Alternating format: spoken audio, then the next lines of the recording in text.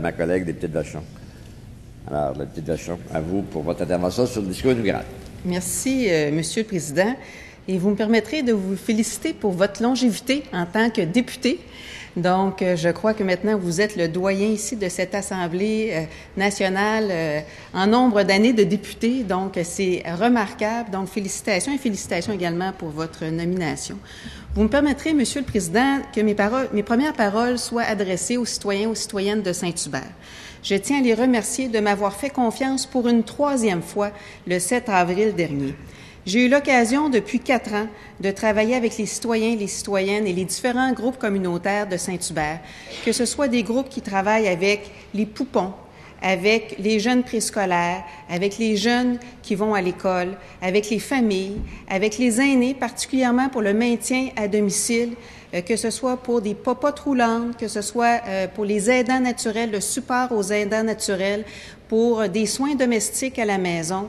Ces groupes communautaires-là à Saint-Hubert créent vraiment un tissu social qui fait en sorte que la vie à Saint-Hubert est conviviale, une vie familiale, et tous les organismes communautaires aussi qui œuvrent du côté sportif, que ce soit le soccer, le hockey, le football, le baseball, le patinage artistique, le judo, la natation, et j'en oublie sûrement quelques-uns, qui font en sorte que nos jeunes et nos moins jeunes restent en forme, et c'est important pour notre santé.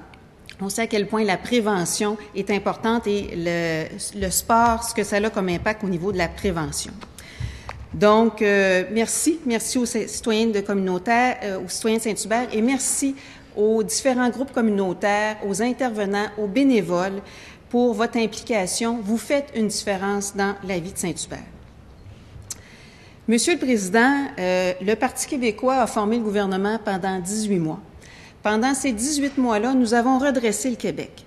Nous avons fait reculer la corruption, la collusion, avec l'adoption d'une loi sur l'octroi des contrats publics, avec le député de Chicoutimi.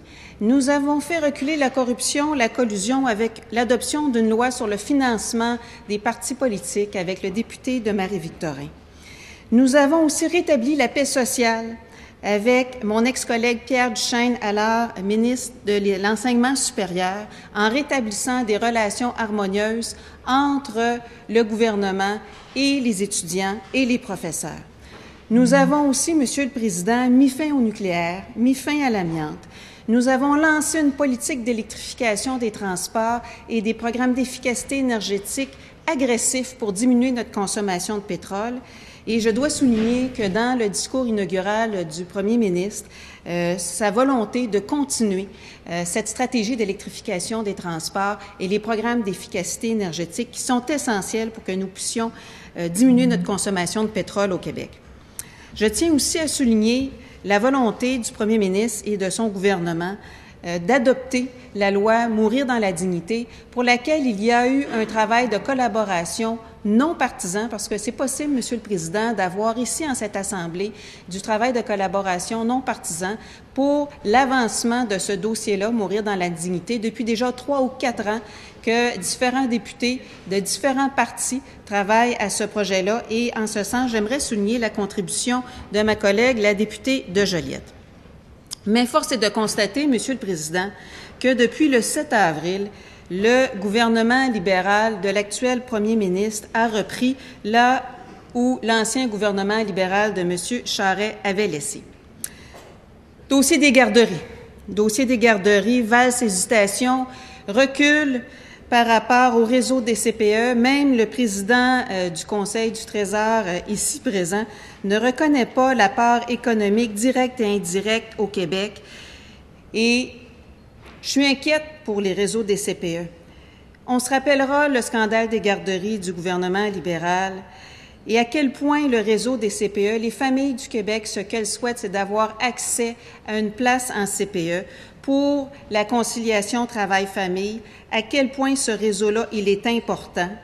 Et ce que nous sentons du côté du gouvernement libéral, c'est un retour aux garderies privées. J'espère qu'ils redresseront le tir dans les prochaines semaines, dans les prochains mois, pour renforcer le réseau des CPE au Québec, qui est un modèle de réussite, qui a permis à plusieurs femmes de pouvoir retourner sur le marché du travail, qui a permis le développement économique et qui permet aussi à nos tout-petits, et c'est tellement important, d'avoir des stimulations intellectuelles, d'avoir un réseau social et à quel point tout ça est important dans l'évolution des enfants.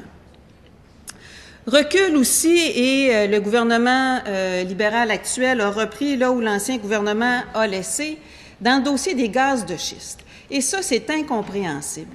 Ce dossier-là, il y a un consensus large au Québec. Nous voulions mettre en place un moratoire complet pour le gaz de schiste. Nous avions déposé une loi dans ce sens-là. Et lorsque je vois que le gouvernement libéral réouvre ce dossier-là par le biais d'une étude environnementale stratégique qui va venir se superposer à un BAP qui est déjà en cours et qui fait suite à un premier BAP, à une première évaluation environnementale stratégique, je crois que c'est assez clair dans la vallée du Saint-Laurent, qui est une zone habitée, que le gaz de schiste ne profitera pas aux agriculteurs, que le gaz de schiste ne profitera pas aux citoyens, que le gaz de schiste ne profitera pas au développement économique de cette région-là, ne profitera pas au tourisme de cette région-là. Pourquoi réouvrir le dossier des gaz de schiste? Ou peut-être que la question que nous devrions nous poser, c'est pour qui ouvrir le dossier des gaz de schiste? Et toutes les préoccupations environnementales. Un autre recul, et encore là, le gouvernement libéral actuel reprend où M. Charest avait laissé la réouverture du dossier des mini-centrales. Ce dossier-là, nous en discutons depuis le début des années 90 et des consensus se sont faits à travers le Québec, que ce n'était pas le bon outil de développement régional. Oui, je suis d'accord avec le développement régional, mais ce n'est pas le bon outil. C'est un outil qui nous coûte trop cher. Il y a d'autres outils de développement régional qui nous permettraient d'apporter plus aux régions et qui n'auraient pas le même coût. Autre recul, et qui fait en sorte que le gouvernement libéral d'aujourd'hui a repris là où le gouvernement Charest avait laissé au niveau des groupes communautaires. Nous avions annoncé une enveloppe de 160 millions de dollars pour soutenir les groupes communautaires, pour soutenir ce qu'on appelle la mission de base des groupes communautaires. Et on sait à quel point ces groupes-là sont importants, à quel point ces groupes-là supportent les plus démunis de notre société. Il est essentiel de pouvoir renforcer le financement de leur mission de base parce qu'en termes de coûts, d'efficacité et de résultats, ils sont extrêmement performants. Donc, encore là, recul. Un autre recul par rapport à la dette, la volonté du gouvernement actuel d'augmenter de 15 milliards de dollars nos investissements qui vont se mettre sur la dette sur 10 ans. Vous savez, Monsieur le Président, le gouvernement Charest a mérité le titre peu envié du plus gros endetteur du Québec. Il ne faudrait pas que le gouvernement actuel le compétitionne sur ce titre-là. Il serait vraiment dommage que le nouveau gouvernement du Parti libéral souhaite compétitionner et devienne un plus gros encore endetteur que ne l'a été M. Charest. Et finalement, dernier dossier de recul où le gouvernement libéral actuel ne fait que reprendre là où M. Charest a laissé, du côté du transport collectif. Nous avons fait, avec mon collègue député de Jonquière, tout un travail pour faire en sorte de mieux financer le transport collectif qui souffre d'un déficit de financement, même au niveau de l'entretien. Nous avions donc transféré 1 milliard du côté des routes vers le budget de transport collectif. Donc, 1 milliard qui passait des routes du béton vers le transport collectif. Et le gouvernement libéral a annoncé qu'il faisait cette décision-là.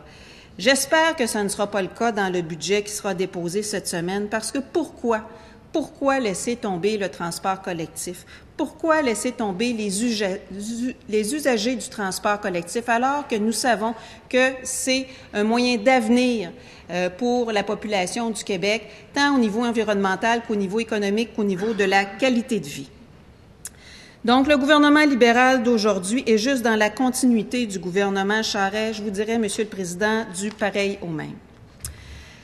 Maintenant, j'aimerais revenir au discours inaugural.